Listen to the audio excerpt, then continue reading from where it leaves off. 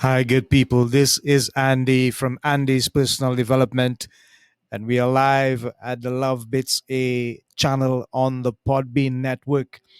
I just want to take some time out to speak with you on the topic that is called teamwork and leadership. Teamwork and leadership. Thank you so much for your wonderful support thus far. And we thank you for helping us to continue the work that we are doing with regards to giving everyone the opportunity to live a life that is more fulfilling and one that is worth remembering. The great late Bruce Lee said that if you want to have immortality, you need to live a life that's worth remembering. And so this is one of the things and one of the basic reasons why we want to continue doing this podcast and many other shows. Because what we want to do is give you the opportunity as you listen to our episodes and you follow the podcast to find a greater purpose and a better reason to get up every morning. You will have more energy and more clarity. You will want to have success and more control of your life and the outcomes of your circumstances. I guarantee that you will achieve your goals and fulfill your dreams, and you will live your best life ever and reach your highest potential. Just believe and trust with us as we continue to provide the information for you.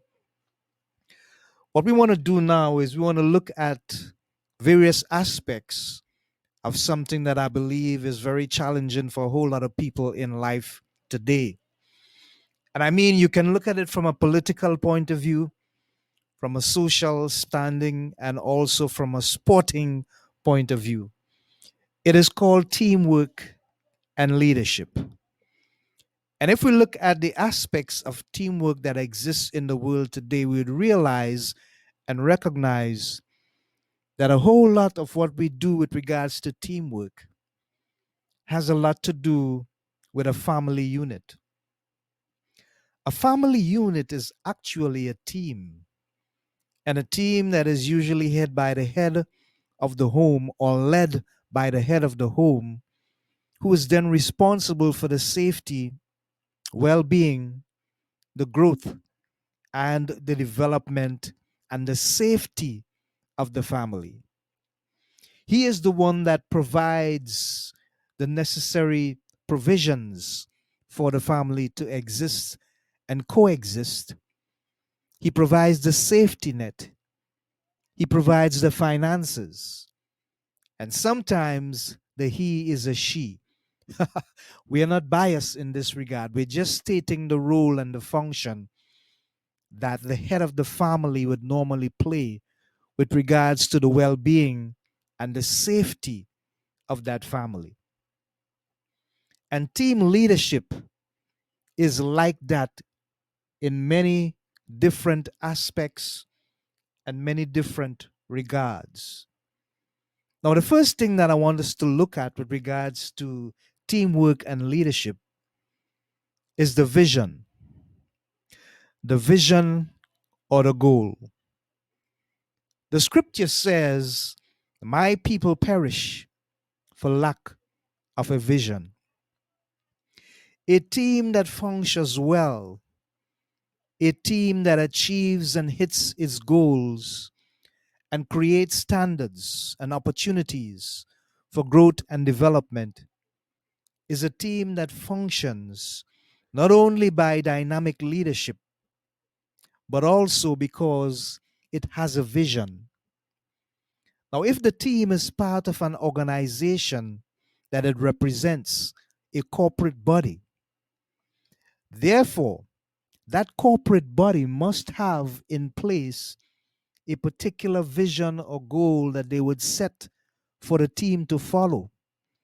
And the leader of the team has a responsibility to exchange the information in its proper form as given to him by corporate to the rest of the team. The leader has the ability, therefore, and the responsibility to ensure that whilst sharing that information with his team or her team, that he conveys the true desire of the vision that the corporate body wants the team to accomplish. And the reason why that is important is because the team needs to know exactly what the final goal they are about to accomplish or achieve is in detail. They must know every single aspect of the plan. They must understand the dynamics of the plan. And they must understand why the plan is necessary to the success of the organization that the team represents. The main reason for this is that the team needs to buy in and become stakeholders of the vision of the organization that they represent. So, corporate is like the head of the family that makes the decision that this is the vision, this is the goal that we want to accomplish. Because when we accomplish this vision, it will bring growth and development to the organization. And when that happens, everyone that is under the roof or the umbrella of the organization, including the team that would be given the responsibility to carry out the process, will benefit to a larger and greater extent. And so the vision of that organization must always be to incorporate the use of a team that they would then give the right leadership and the right and necessary resources to, so that they can accomplish the task that the organization has envisioned. It does not make sense that you give the team a responsibility, a goal to accomplish, and you do not give them the right resources. They will not succeed. They will fail. You do not want the team to fail. Therefore, it is corporate responsibility to ensure that they provide all the necessary resources so that when the team gets on the road and they begin to hit the track, they know that they have the backing and the support and the commitment of management. That is extremely important. And that is also one of the responsibility of the leaders, to ensure the team that what we are going to do, we are going to do it because we have the support, the backing, the commitment of corporate body. The corporate body must show that they understand what is necessary for the team to accomplish the goal. If they do not demonstrate that, not just by talk, but by action, the steps that they take to provide the necessary paraphernalia and implements that the team needs, then the team will not be given the encouragement that is necessary to function. I want to look back at a famous individual in history, the late great Sir Winston Churchill. During a war in the 1940s against Lufthansa, which at that time was the flying arm of Nazi Germany that were trying to bomb London and other parts of the United Kingdom and maybe destroy them, take them off the face of the earth, wipe them off the map. But Sir Winston Churchill, being the mercurial and the dynamic leader that he was, he decided that when he held his meetings before his people go out to war to face the Lufthansa, he would ensure that every individual on that team understood exactly what was required of them at every single level of participation. So, what did he do? By sheer wisdom, he decided to call one officer of every rank to the meeting room so that when the plan was executed, whatever was necessary to get the plan done and accomplished at every level of his armed forces, they would have the necessary resources to get the job done. But not only that, because a man of every single rank was present in that meeting, there was an assurance that everyone that stepped out on the battlefield would be on the same page. And everyone on that battlefield would understand what the role of the other individual was, despite their ranking, whether it was lower or higher. It did not matter. What made the difference is that everyone on that team knew the role and the function of every other member of the team. And they also knew what resources were necessary for every member of every level of that team to function efficiently and effectively. As a result of that, Sir Winston Churchill was extremely successful against the Lufthansa. And he won. He won in a tremendous manner.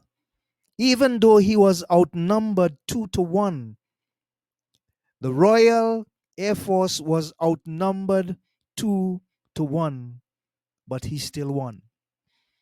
And that particular victory brought him to a place where even today it is celebrated around the globe.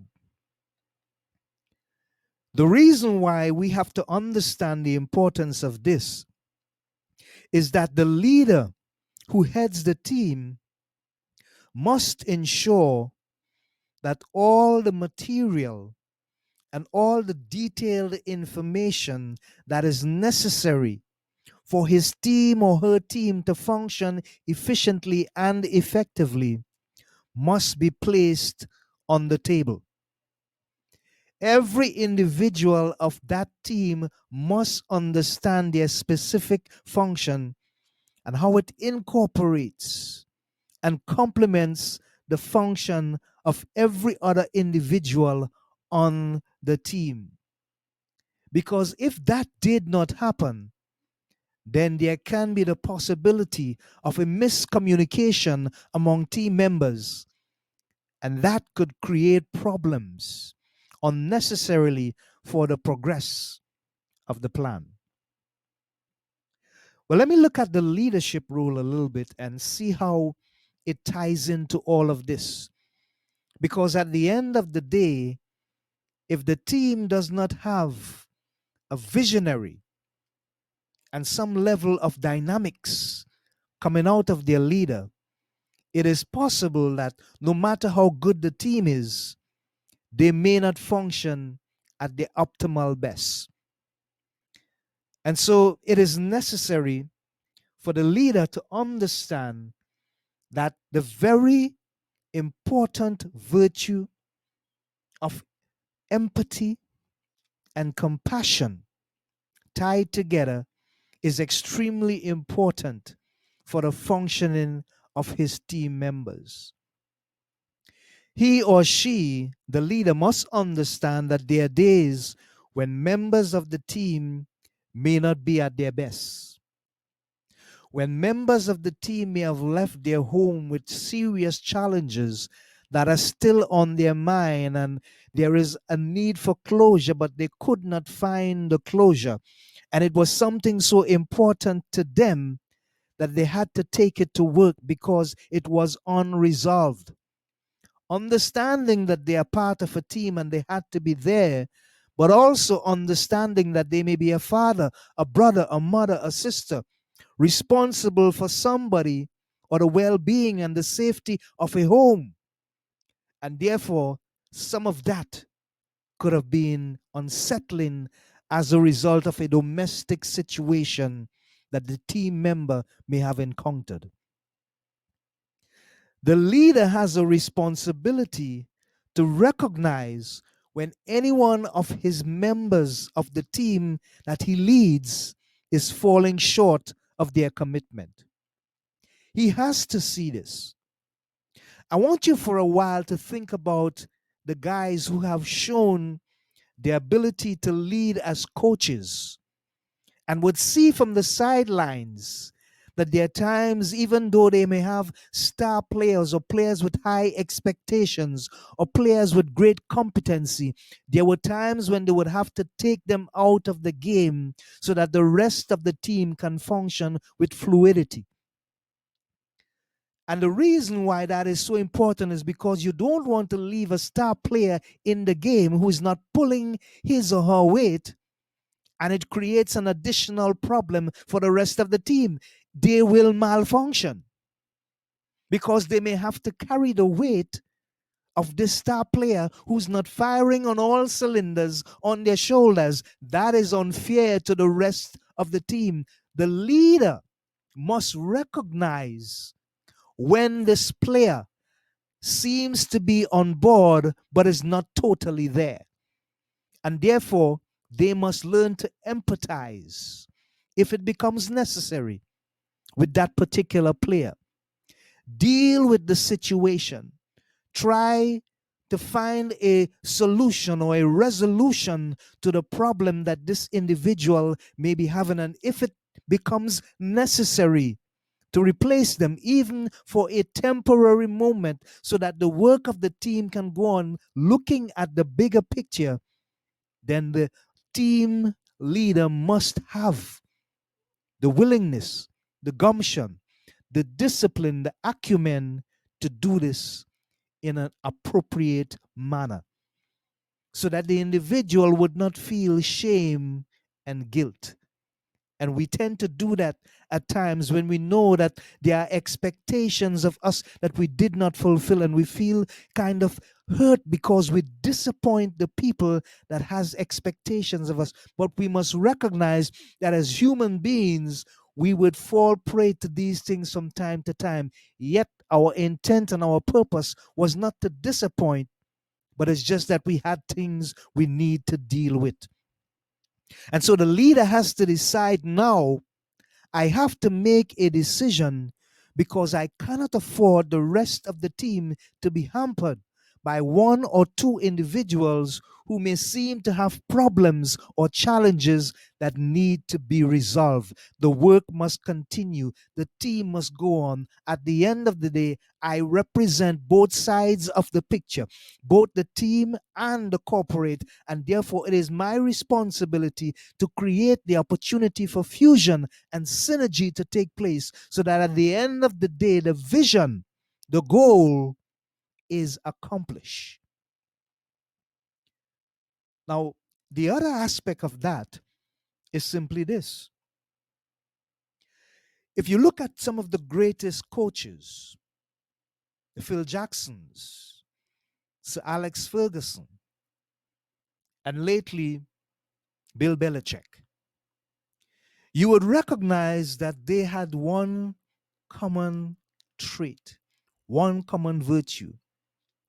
If you look at how they interacted with the members of their team, you'd realize that they had a better than coach player relationship. And the reason for that is because when the players looked at these leaders, these coaches, they saw not just a coach, but they saw an individual who understood them as a player, but more than that, as a person with value, whom they had a responsibility to groom and to ensure that they made a dynamic contribution to the success of an organization. In other words, these guys, They were holistic in their approach to members of the team. They understood the good and the bad about their players. They understood the highs and the lows of their players. They could tell when a player was going to have an off day. They can tell when a player was moving at 50%, 60%, 70%, but not at their full potential. They had that eye to see when something was not gelling with the team and they had to make changes, they had to make adjustments. A great leader will always have that kind of eye, that kind of vision, that kind of intuition, that kind of acumen, because at the end of the day, it is necessary that they see if something is happening within the team with an individual or more than one individual player. They need to address and arrest that situation, because the success of the organization via the proper functioning of the team is of extreme importance. The other aspect that I want to look at is the aspect of inclusion. And these guys understood this so much that you could see that they would have the same kind of relationship in terms of what may appear to be a fatherly relationship with every single player, every single member of the team. Why?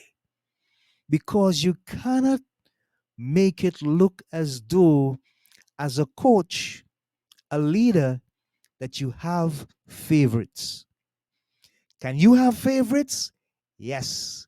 Can you have a go-to member or two on the team that you would go to when the team may seem to be in the dumps and you may be in a position where you are not getting the full sphere of what's supposed to be coming out of the team and you have to make adjustments and you know you can throw that six man in? Yes. There will always be individuals on the team that would excel at certain times when it is necessary for an extra trust to take place.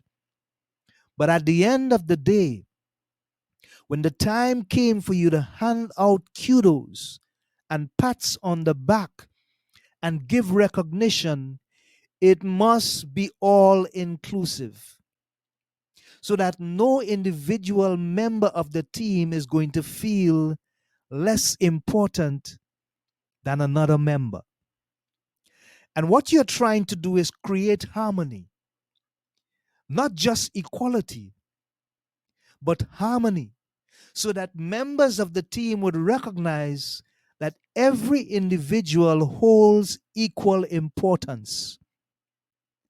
Even though the ranks may vary from time to time, the mere fact that we are all on the team, representing the same purpose, functioning hopefully at the same optimal level, and heading in a direction with shared resources and a shared responsibility to accomplish a particular vision and goal, means that at some point in time we will develop synergy. And when that synergy is developed and we begin to gel and come together, the team leader's responsibility is to ensure that he continues to apply glue to the situation in the manner in which he handles the inclusion of the members of the team, even the ones that may not seem to function at their best. And so, another gain that could come out of that is that when that person or individual realizes that even though I'm not giving of my best, but yet the leader is patting me on the back, the leader is urging me on, the leader is encouraging me, the leader is saying that they believe in me, the leader is saying that they support me, the leader is saying that they understand me, the leader is showing me compassion, the leader is showing me empathy. Guess what? At the end of the day, I'm going to have enough to encourage myself if I'm that individual to say, you know what? I need to step it up. I need to take my game to the next level. The team needs me to focus. The team needs me to function at my best possible level. I am in this with other people who are depending upon me, and they should not be looking at me to see whether I'm functioning at my best or not. They should depend on me blindly by faith, knowing that I'm part of the team for a reason. I have a role to play. I have a function that have been destinated to me, and as a result, I need to perform it to the best of my God given ability, because I have every ounce of opportunity to be encouraged that this is what I must do. Wow. I know I've given you a mouthful, but I want you to understand how passionate I am about this. So, what we're going to do right now is that we're going to take a small break, listen to a little bit of energetic beat, and Andy will be right back. Stay tuned, my friends. Don't go anywhere.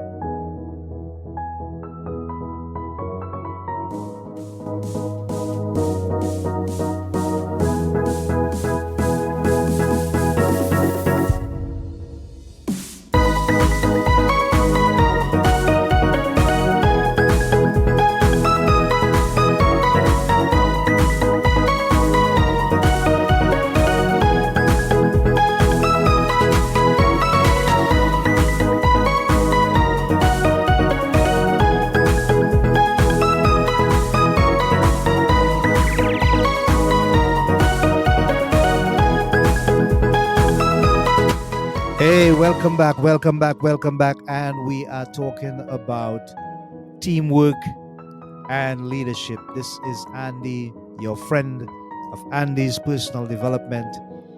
And I'm on the last point of this topic that I've shared with you for the past 27 minutes or so. And as we're about to get into the last point, I want us to look at something that must happen at the end and also during different segments of the task that the teamwork has been given to accomplish. And the first thing that we need to look at is the assessment. See, I want you to imagine in your mind's eye that you're looking at a project that has a lifespan of about 6 months. And let's be practical and realistic about this. And so you know that you need to put things in place to ensure that at the end of that 6 month period, the plan has come to full fruition. And so every element and every aspect of that plan must be carefully thought out and then implemented or executed by those who are going to be in the front line. And the assessment is extremely important because the assessment is something that you decide how you're going to do it. If it's 6 months, I suggest that you do it after every 2 month period. So that would mean 3 periods of assessment: the first 2 months, the second 2 months, and then the last 2 months. That is extremely important. Why? Because you need to assess how the team is functioning, if there is anything that is necessary to be added, if there's anything that is necessary to be taken away, stepped up upon, or if there is something about the team that maybe the possibility exists that they will not make it all the way to the end and you need to sort it out. You must do these periodic assessments to ensure that the team stays on course and that the goal, the objective, the end game is being justified by the means that are being used by the team. That is extremely important, and that is why you have timeouts and you have half times in games.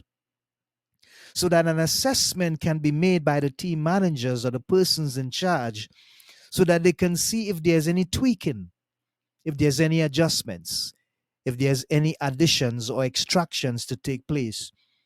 They can do so at that period of time. They can ask questions of the team members.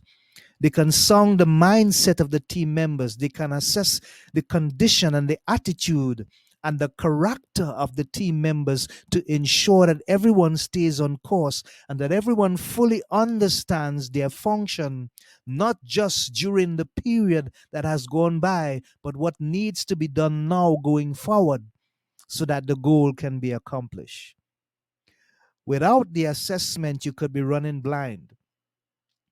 And then something unexpectedly would crop up, and you suddenly realize, why did we not do an assessment or two or three, depending on the time period that you have for the fulfillment of the project?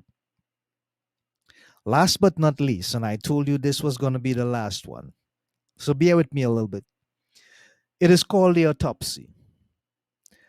The autopsy is the final assessment of anything, individual, person, project, as the case might be. I know when you hear the word autopsy, you're thinking about a dead body and someone from the medical examinings or examination office or the autopsy department doing their final work.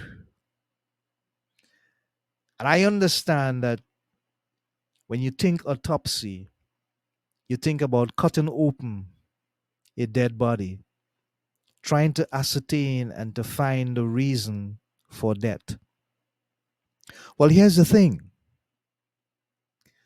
When you look at a project, you look at the project that was being conducted by members of the team, you also have to look at doing a final autopsy, because you need to understand all the things that were put into the necessary processes to reach to the end goal. And that is extremely vital to the future of the team and to the future of the organization. Now, of course, every project would be different. Every project would have its different challenges, its different meanders, its different levels of hurdles that the team may have to go through or go over. But at the end of the day, when you do that autopsy, it tells you the reasons why the team would have succeeded or failed. Of course, the desired outcome is success. And so, with teamwork, you begin with the vision or the goal. Then you put a plan into place. You bring in the players, you get the resources, you get the tools, you do your periodic assessments, and you do the final autopsy. And remember, the greatest commitment that you can get is when you allow the opportunity for every member of that team to buy in and to believe that the project is so great in its importance that even the future of them as a team, as members of the organization, hinged on the success or hinges on the success of this particular goal or project they're about to embark upon. Hey, so this is Andy of Andy's Personal Development, and I thank you very much for sharing this time with me. And we love you. You're our friend. And so I'd like to invite you to please check out our podcast. You can log in on Podbean, it's andyspersonaldevelopment.com, Buzzsprout, our website, www.andyspersonaldevelopment.com on the World Wide Web.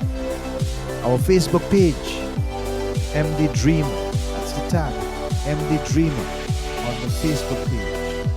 or Instagram, hashtag AndyCharles8417, Twitter, hashtag at Kemena, KEYMENA, our blog, charloscc.blogspot.com,